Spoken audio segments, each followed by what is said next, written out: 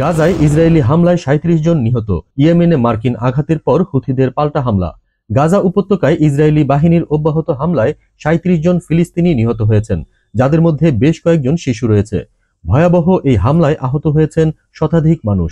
এদিকে ইয়েমেনে মার্কিন বাহিনীর বিমান হামলায় ৩১ জন নিহত হওয়ার পর উত্তেজনা আরও বেড়েছে। পরিস্থিতির জেরে ইয়েমেনের হুথি বিদ্রোহীরা ইসরায়েলের বেন গুরিয়ন বিমানবন্দরে ড্রোন হামলার দাবি করেছে। গাজা ও ইয়েমেনে ক্রমবর্ধমান সহিংসতা মধ্যপ্রাচ্যে নতুন সংকট তৈরি করছে। ফিলিস্তিনি স্বাস্থ্য মন্ত্রণালয়ের তথ্য অনুসারে ইসরায়েলি বাহিনী গাজার উত্তরাঞ্চলের জাবালিয়া ও বেতলাহিয়ায় টানা বিমান হামলা চালায়। এতে বহু ঘরবাড়ি ধ্বংস হয়ে যায় এবং ধ্বংসস্তূপের নিচে আটকে পড়া মানুষের সংখ্যা বাড়তে থাকে। স্থানীয় বাসিন্দারা বাঁচার আশায় নিরাপদ স্থানের খোঁজে ছুটলেও অবরুদ্ধ এই অঞ্চলে পালানোর জায়গা নেই। একজন ফিলিস্তিনি মা চোখের পানি ফেলতে ফেলতে বলেন, আমার 4 সন্তান ছিল, এখন আর কেউ নেই। ওরা খেলছিল আর মুহূর্তেই সব শেষ হয়ে গেল। জাতিসংঘের মতে গাজায় চলমান সংঘাতে নিহতদের মধ্যে ৭০% নারী ও শিশু। জাতিসংঘের শরণার্থী সংস্থা UNRWA জানিয়েছে, মাত্র ২৪ ঘন্টায় ৫০০ জন ফিলিস্তিনি নিহত হয়েছেন, যাদের মধ্যে ১৭০ জন শিশু। অন্যদিকে ইসরায়েলি সেনাবাহিনী দাবি করেছে যে তারা হামাসের সামরিক ঘাঁটি ও অস্ত্রাগার লক্ষ্য করে হামলা চালাচ্ছে। ইসরায়েলি মুখপাত্রের ভাষায়, আমরা সন্ত্রাসী হুমকি রোধ করতে বাধ্য।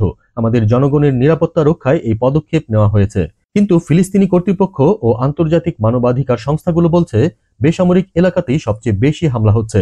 হতাহতের সংখ্যা প্রতিনিয়ত বাড়ছে এবং মানবিক সংকট চরম আকার ধারণ করছে।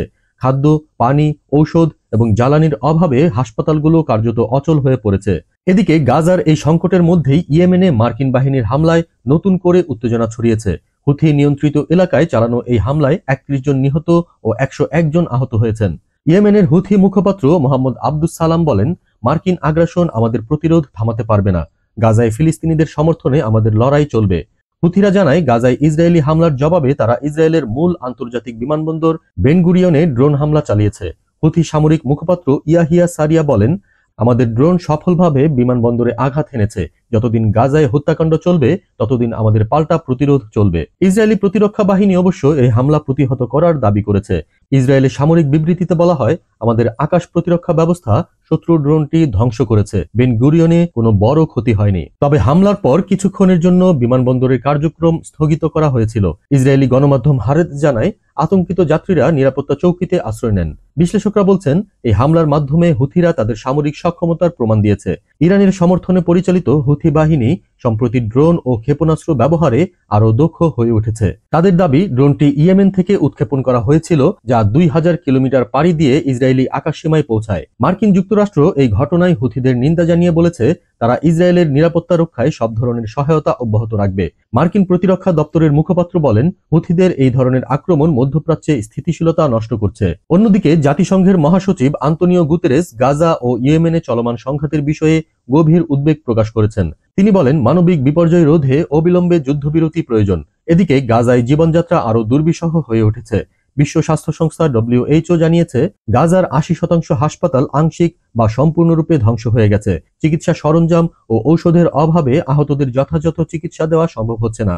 গাজার দক্ষিণাঞ্চলে রাফা ক্রসিং বন্ধ থাকায় খাদ্য ও ত্রাণ সামগ্রী প্রবেশ করতে পারছে না। ইউনিসেফ জানায়, শিশুরা অপুষ্টিতে ভুগছে এবং নিরাপদ পানির অভাবে মারাত্মক রোগ ছড়িয়ে পড়ছে। এই মানবিক সংকটের অবসান চেয়ে বিশ্বব্যাপী বিক্ষোভ অনুষ্ঠিত হচ্ছে। লন্ডন, নিউ ইয়র্ক, প্যারিস সহ বিভিন্ন শহরে ফিলিস্তিনের পক্ষে র্যালি বের হয়েছে। বিক্ষোভকারীরা যুদ্ধবিরতির আহ্বান জানাচ্ছেন এবং ফিলিস্তিনের জন্য মানবিক সহায়তা নিশ্চিত করার দাবি করছেন। ইসরায়েলের প্রধানমন্ত্রী বেনিয়ামিন নেতানিয়াহু অবশ্য বলেছেন, হামাসকে নির্মূল না করা পর্যন্ত আমরা থামব না। অন্যদিকে হুথিরা জানিয়েছে, তারা ইসরায়েলি আগ্রাসন বন্ধ না হলে পরবর্তী লক্ষ্যবস্তু নির্ধারণ করবে।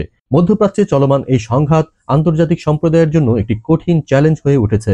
বিশ্লেষকরা বলছেন, কূটনৈতিক উদ্যোগ ছাড়া এই সংকটের সমাধান সম্ভব নয়। গাজায় যুদ্ধবিরতি এবং ইয়েমেনে শান্তি আলোচনা পুনরায় শুরু করা ছাড়া এই সহিংসতার চক্র থেকে বের হওয়া কঠিন হবে। গাজার আকাশে বোমারু বিমান আর ইয়েমেনের ধ্বংসস্তূপের নিচে চাপা পড়া মানুষের আর্তনাদ মধ্যপ্রাচ্যের দীর্ঘদিনের ক্ষতকে আরো গভীর করছে। বিশ্ব কি এই ধ্বংসযজ্ঞ থামাতে উদ্যোগ নেবে, নাকি মানবতার এই ট্র্যাজেডি আরো দীর্ঘায়িত হবে? সেই প্রশ্নই এখন সামনে। দেশজগৎ ইন্টারন্যাশনাল ডেস্ক।